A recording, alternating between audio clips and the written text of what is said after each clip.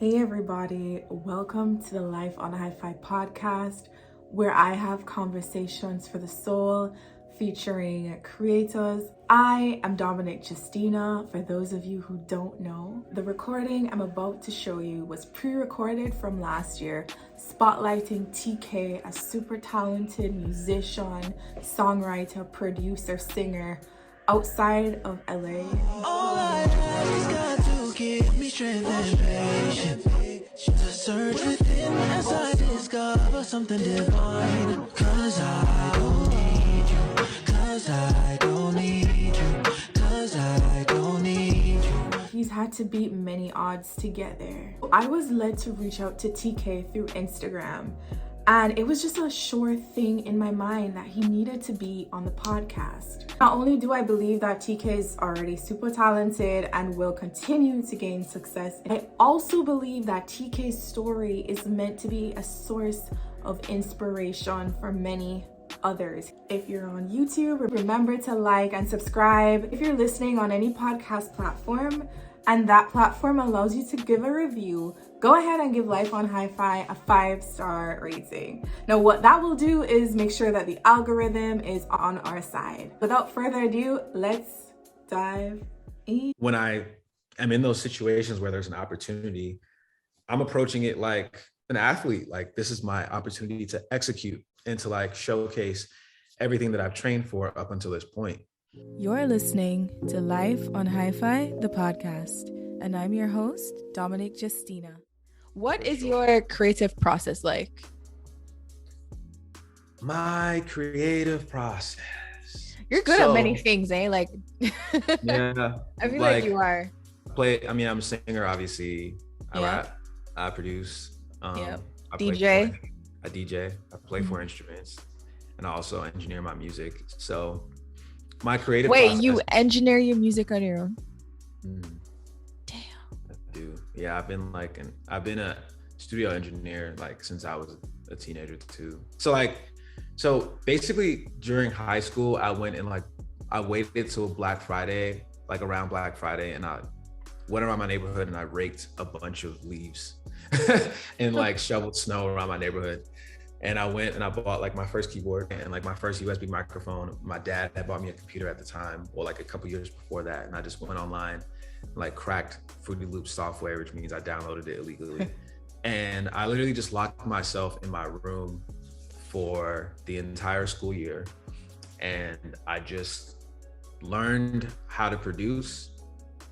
And I just remember like, I would start making beats and I would go to school and I would just give beats out to like all the different artists. I would record my own songs. I would post them on the social media platforms, and people like started to know me as like, you know, the music kid that was like making songs.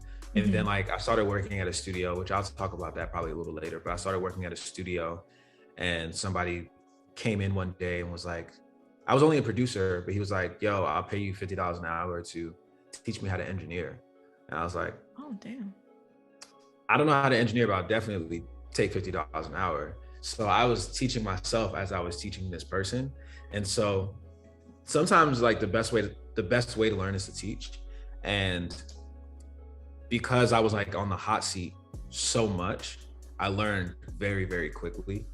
And from there, it just kind of spiraled into me doing a lot of engineering for other artists. So I've produced and written and engineered for hundreds of artists like over the years. And so I'm very able to take all of that skill and apply it to what I do as an artist as well. Do you think it's always been that way where your music would come to you? Or do you feel like it's years of, you know, practice, locking yourself in your room, writing and engineering for hundreds of artists that it now lives within you? Yeah. Because I'm like, that's amazing that you could be in a shower and an entire song comes to you. Yeah, like it's so funny because every song that you'll hear now, like I don't know what you've been able to listen to, but like Heaven on Earth, which was a song I just put on Spotify. It was like my first music NFT. That song came to me in the shower. Password, I think I was trying to collaborate with an artist, and I just like was like, what sounds like it would work for her? And then the song just came immediately. What a disaster, cause we're moving faster. I know that you ask, maybe I'm shutting you down. Okay, if you need the answer, then love is the password, the key to the castle, forever in now. Floating in the wind, but I'm scared cause I'm tripping over you. But that is like years of practice, like 10, 12, 14, 15-hour days in the studio. You know, I was in a band for 8 years that I started in high school. So like learning different styles of music from different artists, studying, you know, I was in performing arts groups like that traveled the country, singing and dancing and learning every, you know, era of music. Like I've just been completely immersed. And so I kind of just have this, I don't know, backlog of just musical ideas. People don't realize, but a lot of my musical ideas come from early like African gospel music. Because people ask me a lot, they're like, oh, did you like sing in church? I'm like, yeah, I did. And like, there's a lot of like contemporary Christian, I guess, you know, chord progressions and sounds in my music. But if you listen to like African praise and worship music from like the 90s, you'll be like, oh, okay. All right, I get it now. And all of that, I don't listen to any of that today, but all of that was like my entire childhood. Was that your mom? Was that like largely your mom? For sure. And my grandma a little bit, but definitely my mom. Like if I get in the car with my mom, like that's what she's playing. That's what's up. I feel like music raised you, or like you just not embodied, you immersed yourself into so much music everywhere. So much music every freaking where. You did mention you worked with Will Smith on some music with Suicide Squad. There's a story there. I mean, so like I was doing a lot of the like I was working on a lot of music with Jaden and Willow early. I think I mentioned that at the beginning. And then by virtue of that, like, you know, Will was working on some music. None of it came out. But, you know, we worked on a lot of music together. My first year in LA, so I was like 2015, it was a while back. And yeah, he was shooting Suicide Squad, the first one, in Toronto. And so we like built a studio in his hotel room, and, you know, we would go to set and just hang out and like whatever, like they would be on set. They got this like big military base that they rented out to shoot the whole thing. And then we would go back to the hotel room and just work on music all night. And we probably made like 2 albums worth of music. And insane, like, now he's like an you know, incredible person. Like really the person that you see is like who he is, and very integral, very smart. Learned a lot from working with him and working like on that music, those projects, and just kind of being around, soaking up all of the knowledge and inspiration. I mean, he was like my biggest inspiration for a long time. You're working with Will Smith. What's going through your mind? Well, the thing is, that's crazy about it is like, I met him on my second day in LA. So yeah, so like I knew like his creative director wanted me to come out and like work on music, and they were like, yeah, we're gonna fly you out, and they didn't fly me out. So then like a month later, I was like, all right, I'm just flying myself out there. So I just went out there. And I remember having a meeting with him the first day, and meeting with his creative director the first day, and then the second day I was at their house in Calabasas. And man, I just remember like he just walked through the door, and I was just like, is this even real? Like what? Like, you know what I'm saying? Like, come on, man. Like, and just cool, just a cool dude. I just remember leaving that situation being like that's all I needed to see for the rest of my time in the industry. Because I'm like, if he can be a regular guy, you know what I mean, and like treat people with kindness and just like be cool, then there's no excuse for anybody else. Because we're talking about like one of the top 5 most famous people on the planet. Yeah. But I just remember even at that point being like, wow, like you've come a long way. Oh yeah, that should definitely be one of the moments for you. Yeah, like, just being that kid that just wanted to like, you know, I've done a lot. Like even before that, I had done a lot of things. Like I've toured the country, I played festivals. Like performed in front of thousands of people even before that point. So I had like accomplished a lot, but all of it was still very much so like indie touring, like artists like on the come up, you know? And then that was my first like, oh, I'm really in the entertainment industry. Were you raised in LA? No, absolutely not. So my childhood, okay, I'll take it back. So I was born in Rhode Island. So I was born in the US. But when I was younger, when I was like still an infant, I moved to the UK.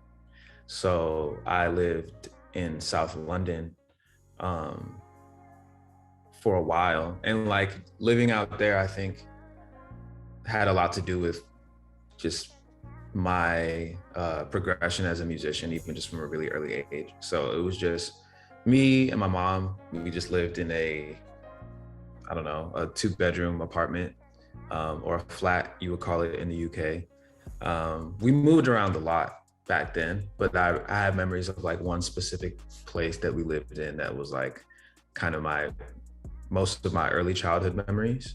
But my mom used to like sing in church, and she was kind of my first inspiration just for like wanting to be a singer and like all of that, right? So like all of us, I was obsessed with Disney movies. I would watch them and sing and take pencils and play drums on the VHS boxes.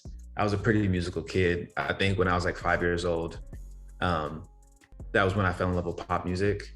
And because I was in the UK, I was influenced by artists like the Beatles, Coldplay, Robbie Williams, Craig David was huge for me, S Club 7. And then there was like the legends like Michael Jackson, Madonna, Destiny's Child.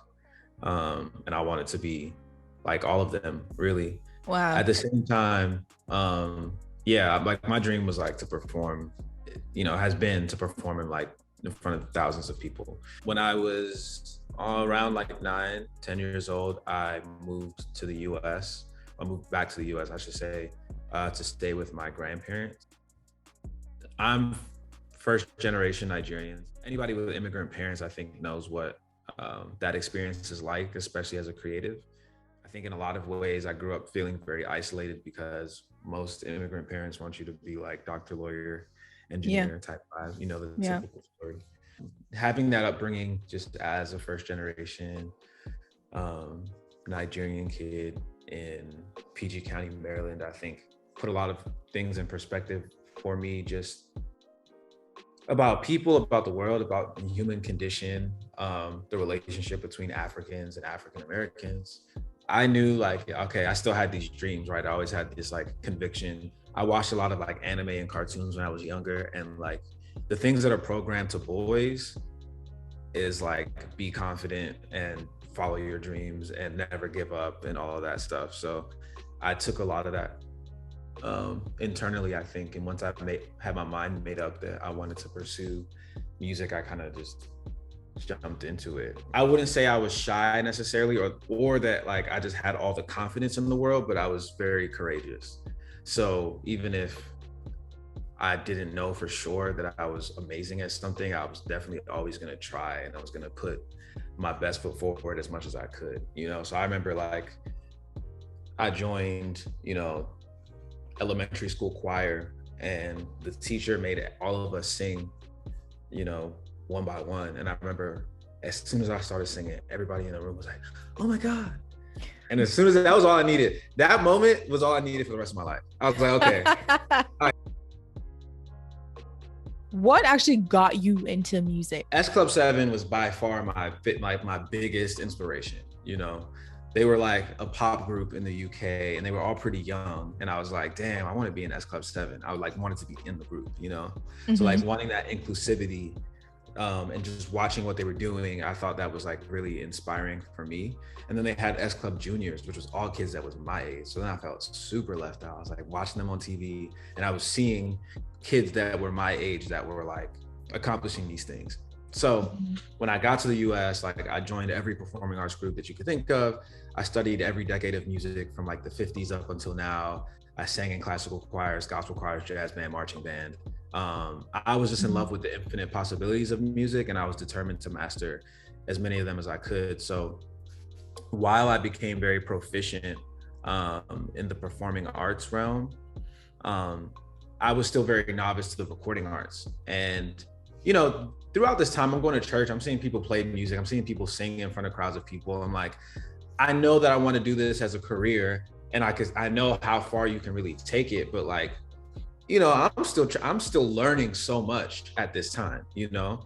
But I remember like just going through all of this classical and jazz training, like throughout elementary school and middle school. All of that really fortified what I wanted to do. And I was just watching so many different artists that were just big inspirations to me. I always felt like music was just my calling and my passion. Mm-hmm. And so I just stuck with it. One thing about, I guess, growing up poor and like having immigrant parents is like, you know, there's just a lot at stake, you know, like you can't be the person that's not achieving, I guess, at a high level. And so I guess I kind of had that chip on my shoulder to just want to succeed at whatever I was doing. And once I decided like that was it, then I really just like focused. What I realized as you speak is that how sensitive you were to like the influences around you. I could see, like, I definitely see what you're saying, because a lot of people, I think they watch celebrities or people that do great things and are just like, oh my God, that's amazing that like he did that. And I guess my approach to it is like, I can do that too. Exactly. I don't actually know what that comes from. If they can do it, why can't I? Or if they're doing it now, what can I learn to get to their position? Versus like seeing it 12 times removed as if this person is doing something that's not even in your realm. It's like you humanize the person. Man, empathy was a big part for sure, because I'm a very empathetic person.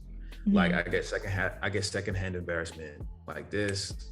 Like if somebody's going through something, like I feel like it's me for sure. So that's probably, I never looked at empathy in like that like reverse perspective. I kind of always looked at empathy as like, oh, if someone's going through something, I can understand what they're going through.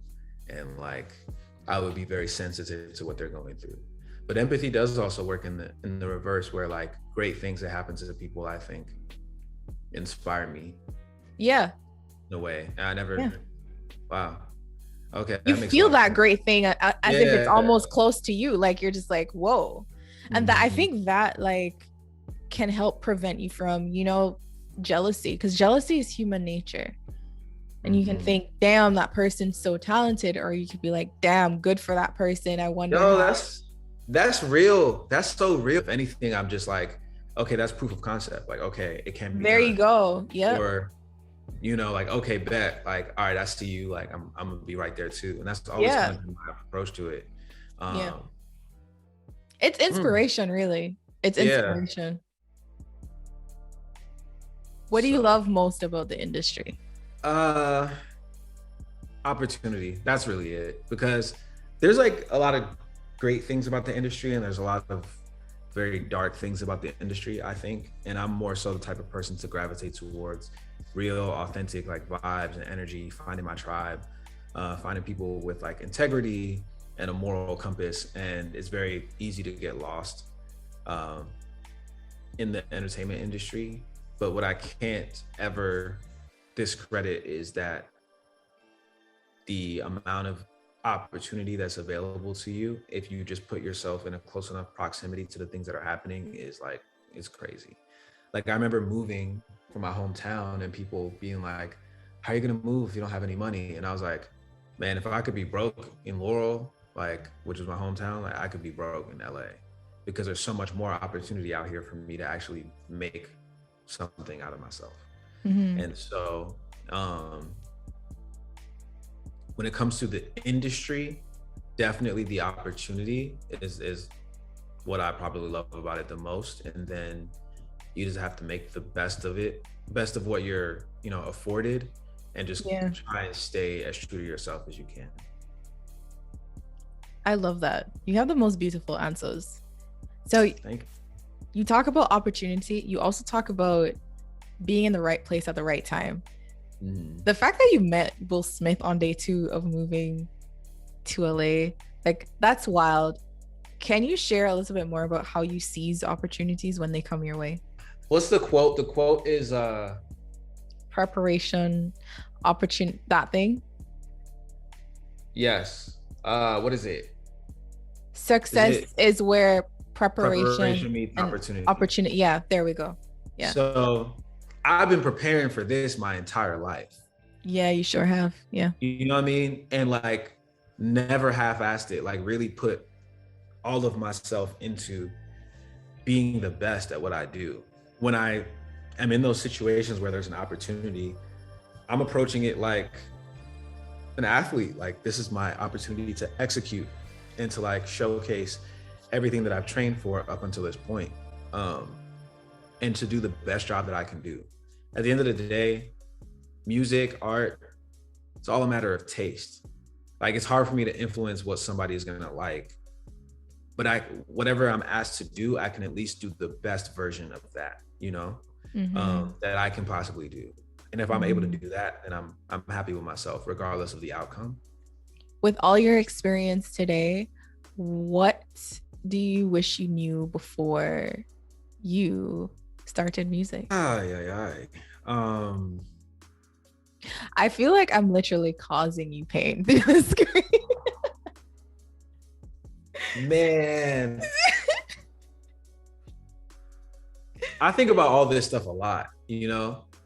So it's like, I have like 100 answers for all of these things. One thing that I've been kind of telling people or saying pretty often is like, find, like in every situation, like figure out what value you can provide or, you know, what you have to offer. Because I feel like I spent a lot of my career, because I was trying to make it and because I didn't really have anything to give anybody, it was always like, okay, this is what I do. I'm great. I'm awesome.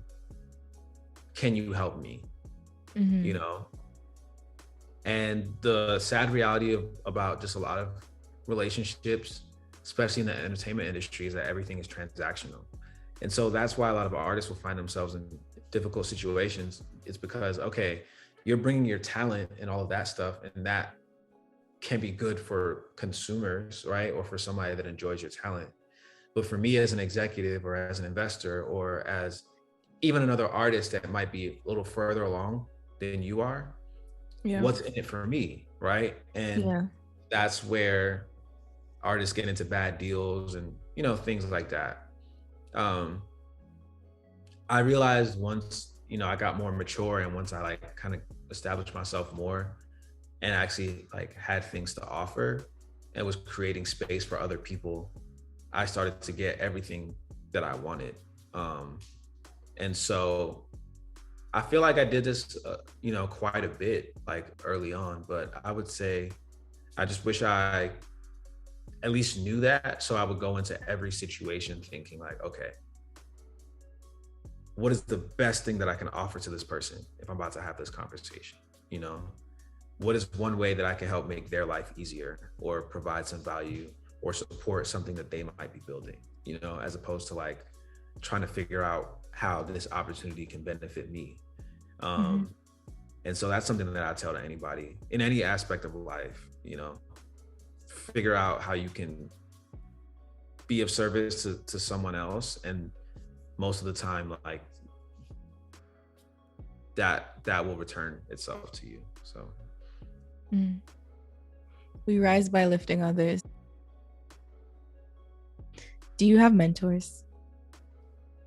I had a really, really, really important person in my life. His name was Carlos Garcia. So like right after I graduated high school, I was homeless. I was like, I don't know, like what I'm about to do. Like I knew I was gonna do music. I like went around my neighborhood applying for jobs everywhere. Nobody would hire me. There happened to be a recording studio in my city. And one of my band members was like, yo, come to the studio and like, let's do a session. He was trying to get a job there. So I remember going to the studio and being in there, like I immediately like was singing hooks for people and I was like making beats for people. And Carlos, we call him Los, he like saw my talent. He like saw the vision in me and was like, yo, do you need like studio space? Like, do you need a place to stay? Like if you need, you can like crash at the studio. just take care of the spot and like just work, Mhm. And he literally provided me my first real life recording, like professional recording studio experience, like basically for free, and let me live there and like would pay for food. Then my band members started coming into the studio. My classmates would come to the studio, like anybody that made music, and that became our little like hub or like nucleus for like the lost kids that were making music in my city. Yeah, I was in that band for 8 years, and he was managing us for like 6 of those years. And he literally just like funded everything that we wanted to do. He managed us, like he was our mentor. He was like an older brother to us. He made sure that everybody was taken care of, like type of person that you only meet once in your life, to be honest, like real talk. Everybody, there was just like one huge family of us, and everybody like really leaned on him. And he was somebody that I learned so much from, but then also just like modeled a lot of my personality and my decision making after. And so he's definitely a legend in my hometown for sure. And just within the hearts of so many people. He passed away in 2018. Was it 2018? November. Yeah, he passed away in 2018. And I just remember like everybody, I've never been that devastated in my life. Like everybody was devastated because this is like, he was like the nucleus for a lot of us. Like he was like our guide, our mentor, our like guy, Mm-hmm. So I say all that to say like a mentor is like so important because you really carry on their work, and you really carry on their essence. And I realized that even though he passed away, there were so many people on this earth that he was still living like through a lot of us, and so like that kind of that's like what consoles me like through that whole process. But it's interesting because like I'm the same age now as Los was when I first met him. And yeah, Wow. So it's like, Wow. sheesh, like it's really, obviously we need mentors regardless, but like I find myself more and more as like even when I was young, but like even getting to this age is like being that person that is creating space for other people and like being there for other people and giving people advice and like just like kind of the same things that he was doing like back then. So Mm-hmm. I hope his soul is at peace. What were your grandparents thinking about this, or your parents, or your mom specifically? You living at the studio, you being there, this perfect stranger just taking you in, supporting your career. Yeah. So like at that time, I think, my mom was going through her own like financial like issues too. Mm-hmm. And so she wasn't necessarily in a position to be able to facilitate me or like how like I wasn't able to stay with her, things like that, And so I don't know. It's interesting because we never like really had that conversation, but I'm sure any parents got to be like worried, like, okay, what's happening? Like, what is my kid doing like out here just at this place, right? And then like, there were some things going on there that, I can't necessarily say. Okay. Yeah, I don't know. I think nobody really could tell me anything, like, because nobody was taking care of me. Nobody was making sure that I was like good for real besides my family at that studio. And so I think from that perspective, like there never really was a conversation. And then once my mom like really got to meet Los and, got to know him and all the above, she realized that like he's an amazing person, and she felt very comfortable with me like being around there. And, my dad not being in my life since like I was like 15, I'm sure she probably thought like, okay, he needs some male figures in his life that are positive. So I'm sure that was cool. By this point I was not living with my grandparents at all. I don't think there was ever a point where they thought I was going to take music seriously, honestly, like even though I was doing so many musical things. And I was like, I had my computer at home and I would like work on music all the time. But I thought they're probably just thinking like, okay, whatever, it's a hobby. He's like, keeping him off the streets and all of that stuff. So we never really like ever talked about it. And then like I didn't talk to my extended family for years. But like it's funny because now they see all the things that I'm doing and they're just like, wow, I'm so proud of you. All this stuff. I'm like, okay, great. I was keeping up. Yeah. So I've been telling y'all, but yeah, sometimes you have to show people. Sometimes you can't convince them with your words. And showing them is a lot more impactful than trying to explain it.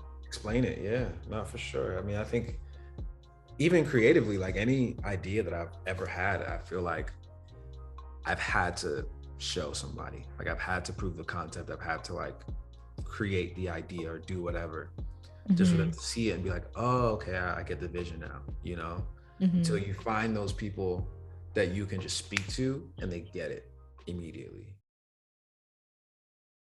So I asked this is the last question. I ask this to every guest who comes on the show. And as you know, the show's called Life on Hifi.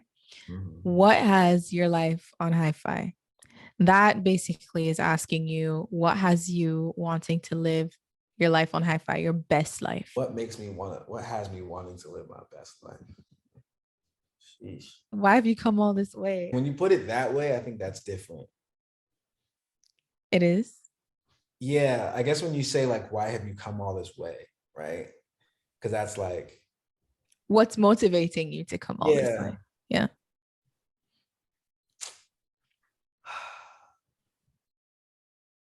I would just go with my first answer. My first answer was my son has my life on Hifi. I have a 4-year-old and he is the light of my life. And he's just like the dopest kid. And like, it's interesting because like when I see him, like, cause he looks just like me.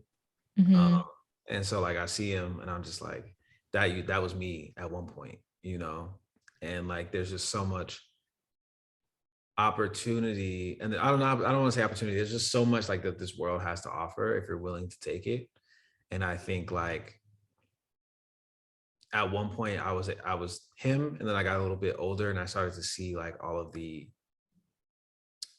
just like the blessings, I guess, that the world had to offer, and like just to see where I am now and like what I went through and what I was willing to do to get to this point. He's kind of the additional motivation, because it's like it helps me it reminds me of who I was or who I used to be. That is a really great answer. Because like, that's a really great answer. I'm not gonna lie. Your son, it's a really great answer.